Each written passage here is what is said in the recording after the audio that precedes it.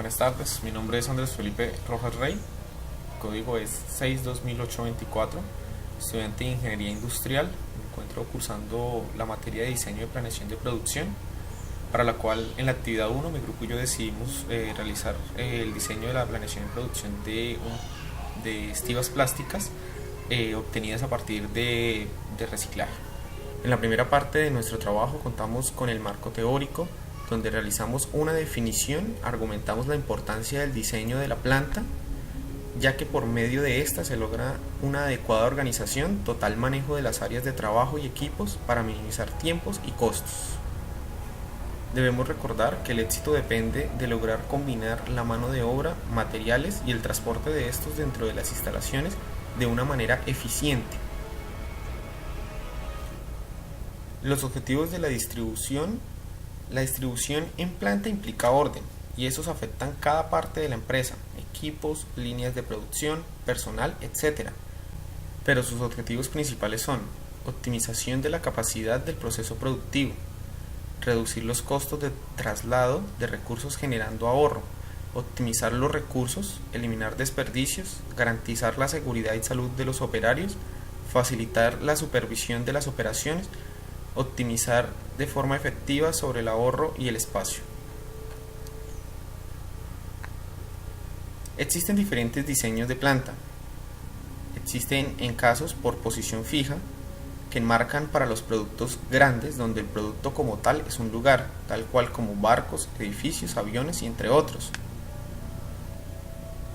Distribución funcional o por proceso, donde las operaciones se agrupan por secciones donde se ubican las máquinas adecuadas para cada operación. En este caso son talleres, donde se ubican máquinas como tornos, taladros, fresadoras, etc. Por producto, estas son muy conocidas por nosotros los ingenieros como líneas de producción.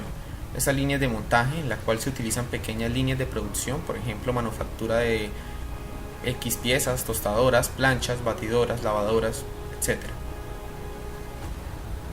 Para nuestro trabajo nos vemos enmarcados en una distribución donde tenemos por producto, aunque podemos decir que nuestra línea de producción también pues utiliza algo de la distribución funcional, ya que nosotros recibimos la materia prima y pues de acuerdo a eso vamos en una línea de producción la cual cuenta con herramientas como las de la distribución funcional, tales cuales como tornos, como fresadoras, las pesas, diferentes herramientas que utilizamos para poder manufacturar nuestro producto.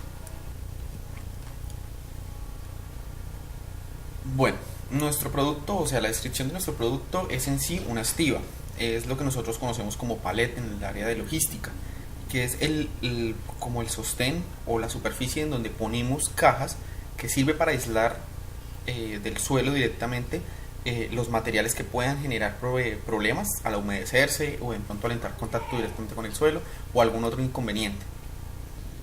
Fabricado por polímeros como PET, PVC, poliestireno, polietileno, en fin, todos los productos que podamos reciclar a partir de desechos y que nos sirvan para sustituir en parte el uso general, que es en este caso con la materia prima con la que se construye o se fabrica este tipo de productos, que normalmente es madera. Pues el fin es disminuir el consumo de esta materia prima y pues ayudar al ecosistema utilizando una materia prima que pues en este momento tenemos en abundancia, que son los productos, los materiales reciclados como los que ya mencioné. La funcionalidad puede ser la misma.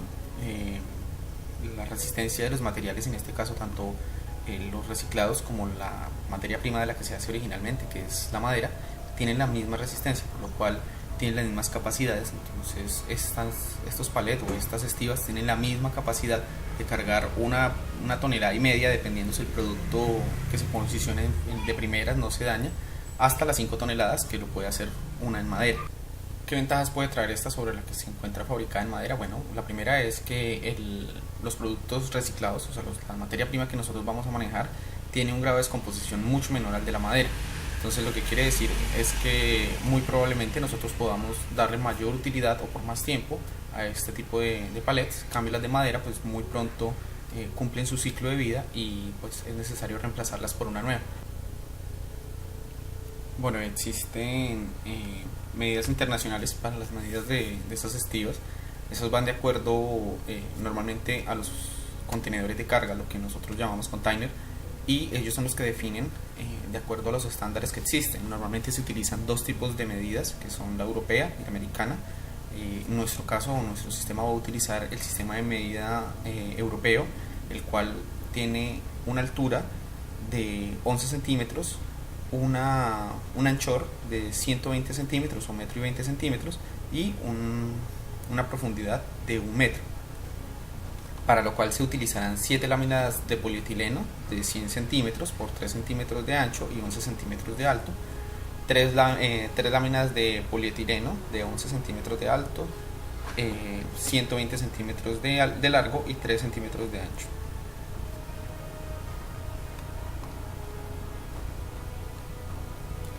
Lo siguiente es nuestra lista de materiales, para lo que utilizaremos polietileno. Tenemos de alta, baja densidad, también utilizaremos PVC, dependiendo también pues de su densidad, cloruro de polivinilo. Utilizaremos pin o chazos de ensamble, los cuales iremos uniendo a medida que el proceso avance. Lo siguiente es el diagrama de flujo de operaciones, donde podemos pues verificar cómo funciona nuestro proceso. Lo primero es la recepción de materia prima.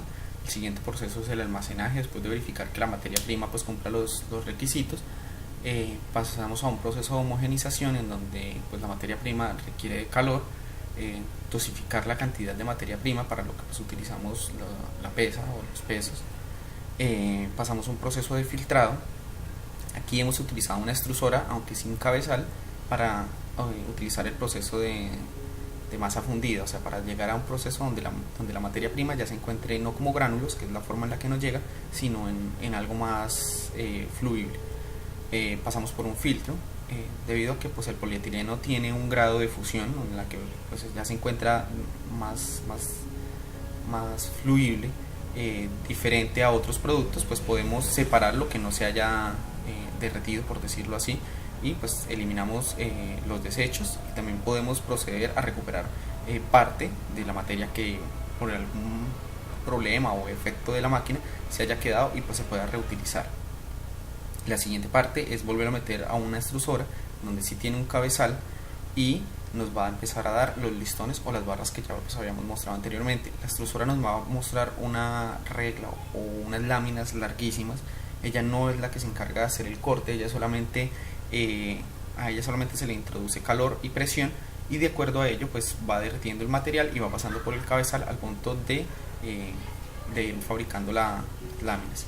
Procedemos a un proceso de enfriado de estas láminas, donde pues para ello utilizamos agua, y en el proceso de ensamble realizamos los cortes de acuerdo a las medidas ya mencionadas. La revisión final pues es verificar que el producto cumpla su capacidad, las condiciones físicas necesarias para que funcione. Entonces lo que veamos que de pronto no quedó bien manufacturado, pues lo ponemos como defectuoso y lo enviamos nuevamente para que fuese reciclado. Y el siguiente, pues si ya el proceso o la lámina pasa, lo enviamos para que sea empacado. A continuación del diagrama de flujo podemos encontrar la tabla, donde podemos observar los tiempos requeridos para cada una de las actividades, donde pues está la tarea principal y las subtareas que se pueden desprender de cada una de ellas. En este caso tenemos la recepción de materiales, y pues qué hacemos en cada paso de la recepción de materiales, desde el proceso en el momento en el que llega hasta donde lo llevamos a los almacenes. Cómo realizamos el proceso de la alimentación, que puede variar desde el momento en el que realizamos el pesaje y el control de recuperación de desperdicios. El siguiente proceso es la transición o plastificación, que es lo que nosotros llamamos en el proceso la homogenización, donde hacemos la dosificación de la masa de acuerdo a lo que el proceso de alimentación nos haya enviado. El control y recuperación de desperdicios nuevamente, pero en esta parte realizamos un control de emisión de gases, debido a que es la primera vez que se calienta la materia prima, entonces muy probablemente puede desprender gases, los cuales debemos controlar. El siguiente proceso es la homogenización y la dosificación. en donde ya tenemos la extrusora calentada y produciendo la primera materia prima un poco más fundida. Ya esto ya no le podríamos llamar materia prima, ya sería la pasta, por decirlo así, y pues lo enviamos al proceso de filtrado, donde pues podemos separar lo que les venía diciendo, las partes que sencillamente no funcionen o no son como desperdicios del proceso de reciclado, que hayan ido a otro tipo de material. Un ejemplo, pues nosotros manejamos poliestireno, de pronto que nos vaya, bueno, PVC también, pero pues de pronto PET, o de pronto que tienen un proceso de fundido diferente y pues es necesario eliminarlos. En el cabezal pues es cuando utilizamos nuevamente una extrusora, pero esa extrusora pues nos tiene un molde o una parte por donde el material extruido tiene una forma compacta, que es las formas de las láminas. En esta se le da el dimensionamiento y pues sabemos qué tipo de producto vamos a obtener. En el proceso de enfriado pues tenemos el proceso en el que tiene que demorarse la tabla pasando por unas bases donde se encuentran cubiertas de agua para que la tabla tenga el tiempo necesario para poderse enfriar y poder nosotros analizar cuál es el producto final. Para eso se hace el corte, que pues depende de las medidas que ya les hemos mencionado, que serían 1 metro y 1,20 metros, y verificar que sí cumpla con los 11 centímetros y los 3 centímetros de grosor. Posteriormente a eso, terminado el proceso, se remite al ensamble, donde utilizamos los chacitos que les mencionaba en los materiales, y enviamos a revisión para final empacado. Entonces ese es el proceso como tal. Este ya nos muestra unas tareas adicionales a las que ya mencionamos en el proceso inicial. La siguiente actividad es el diagrama de procedencia, donde podemos observar pues si nos encontramos en X actividad, cuál era la actividad que precedía la actividad que estamos realizando actualmente. Con 9 actividades, la actividad anterior en cada caso no es mayor a 2 actividades, o sea, no se requieren 2 actividades para continuar con el proceso en el que vamos, por lo cual la recepción de materia prima precede a la alimentación precede a la transición de bioplastificación, a la homogeneización, al filtrado, al cabezal, al enfriamiento, producto final y a la revisión final del empaque. Entonces es bastante lineal, siempre va de A a B, de B a C y así consecuentemente hasta llegar a la actividad I. Con lo anterior hemos llegado ya al final del documento. Podemos observar que es un producto bastante simple, pero maneja actividades bastante complejas. Esperamos que les haya gustado. Mi grupo, yo en cabeza de nuestro líder, que es Freddy, les enviaremos el link en el siguiente video pues, para que todos lo puedan observar. Muchas gracias.